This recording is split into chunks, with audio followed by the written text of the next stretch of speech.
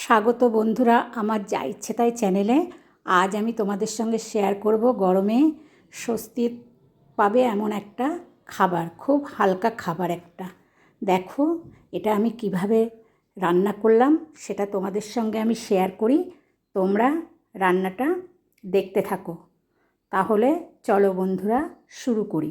দেখো আমি এখানে কতগুলো পটল এইভাবে কেটে নিয়েছি, লম্বা লম্বা করে দুখণ্ড করে নিয়েছি, আর আলু লম্বা করে কেটে নিয়েছি, নিয়ে ভালো করে ধুয়ে নিয়েছি এগুলো। এবার আমি এই পটলের গায়ে একটু হলুদ আর একটু লবণ মাখিয়ে নেব। পটল আলুর গায়ে ভালো করে বেশ লবণটা মাখিয়ে নিচ্ছি। মাখানো আমার হয়ে গেছে। এবার আমি দেখো এটাকে ভেজে নেব। তার জন্য আমি গ্যাসে একটা কড়া চাপিয়ে দিয়েছি, গ্যাস ধরিয়ে দিয়েছি। কড়াই আমি খানিকটা সর্ষের তেল দিয়ে দিলাম। তেলটা বেশ গরম হয়ে গেছে, একটু নাড়িয়ে দিচ্ছি। দেখো বন্ধুরা, এবার আমি ওই পটলগুলো তেলের মধ্যে এক এক করে দিয়ে দেব। দেখো এবার পটলগুলোকে নাড়িয়ে চাড়িয়ে দিয়ে ভালো করে ভেজে নেব। আবারও একটু ভালো করে পটলগুলোকে উল্টে পাল্টে দেব। এবার আমি একটা পেস্ট তৈরি করে নেব। দেখো একটা মিক্সিং জার নিয়েছি, এখানে 2 চামচ পোস্ত আমি আগে খালি জারে একটু ঘুরিয়ে নিয়েছি, তাহলে সুবিধা হয়, পেস্টটা ভালো হয়।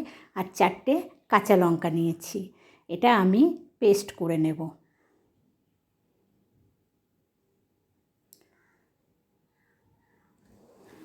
একটু জল দিয়ে দিলাম, দিয়ে এবার এটাকে আমি পেস্ট করে নেব। দেখো এদিকে আমার পটলটা বেশ ভাজা হয়ে গেছে। আমি এবার পটলগুলোকে একটু নাড়িয়ে নিয়ে একটা পাত্রে তুলে নেব। দেখো পটলগুলোকে আমি একটা পাত্রে তুলে নিচ্ছি। এই নিরামিষ পদটা যে কোনো দিনই খাওয়া যায় আর খুবই সুন্দর লাগে।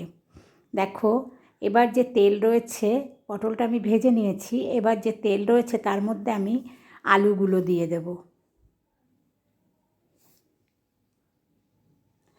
আলুগুলো দিয়ে আলুগুলোকেও আমি বেশ লাল লাল করে ভেজে নেব।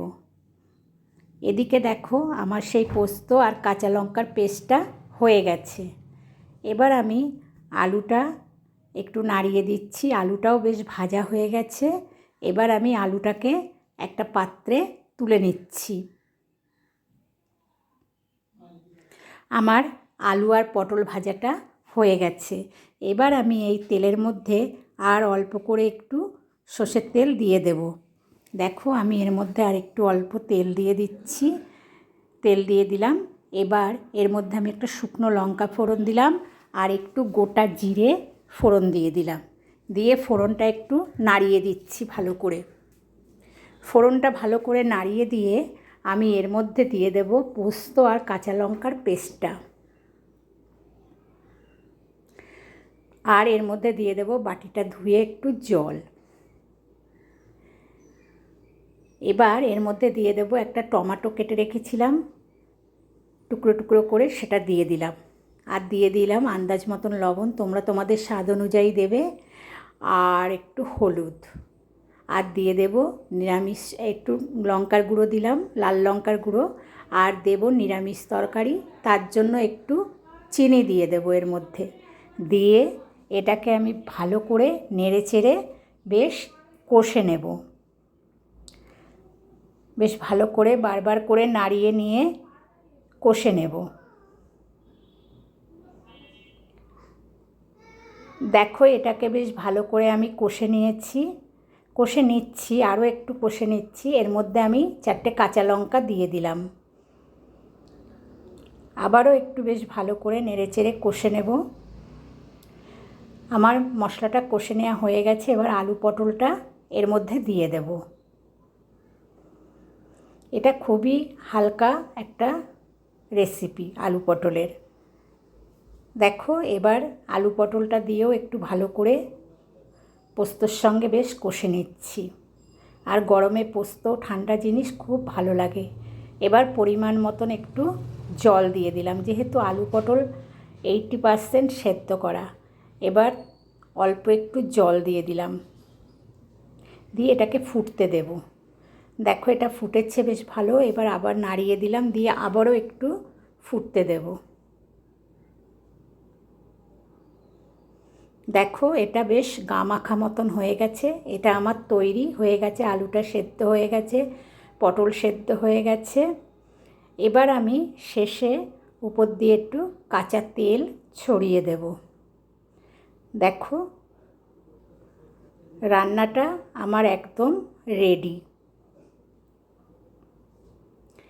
এবার আমি রান্নাটা সার্ভ করার জন্য একটা পাত্র নিয়েছি। দেখো এই পাত্রে আমি সার্ভ করছি। এই তরকারিটা তোমরা ভাতের সঙ্গে ডাল দিয়ে, ডালের পাতে খেতে পারবে, রুটি দিয়ে, পরোটা দিয়ে, সব কিছুর সঙ্গে গরমে বেশ ভালো লাগবে। আর মানে খেতেও খুব সুন্দর লাগে। বাচ্চারা বড়রা প্রত্যেকেই ভালো খাবে এটা। আর এই রেসিপিটা যদি তোমাদের ভালো লেগে থাকে বন্ধুরা, তাহলে তোমরা আমার এই যা ইচ্ছে তাই চ্যানেলটাকে একটু লাইক, শেয়ার, কমেন্ট করো আর একটু সাবস্ক্রাইব করো।